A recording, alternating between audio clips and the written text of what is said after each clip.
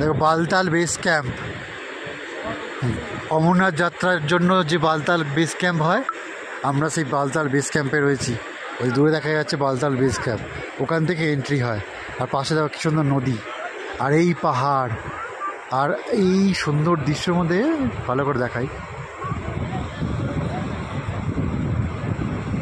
দেখো গাড়ি যাচ্ছে,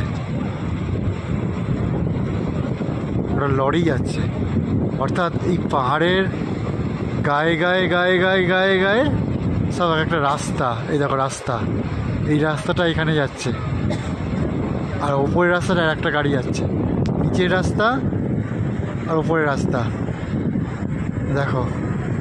তারপর আবার রাস্তা, দেখো গাড়ি যাচ্ছে, দেখো গাড়ি যাচ্ছে, আবার এই দেখো রাস্তা, ওপরেতে ওপরেতে ওপরেতে দেখো রাস্তায় রাস্তা।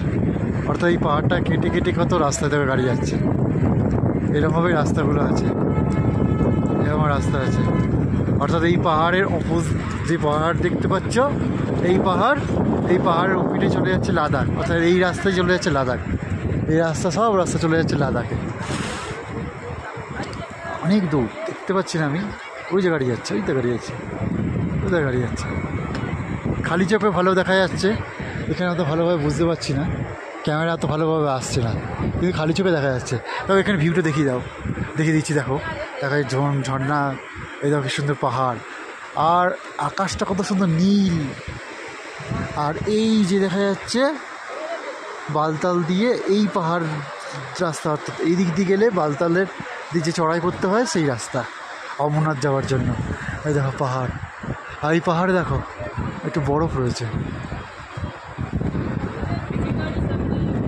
দেখো পাহাড়ে কত সৌন্দর্য। আর এখানে তো এরকম দোকানপাটি করা রয়েছে।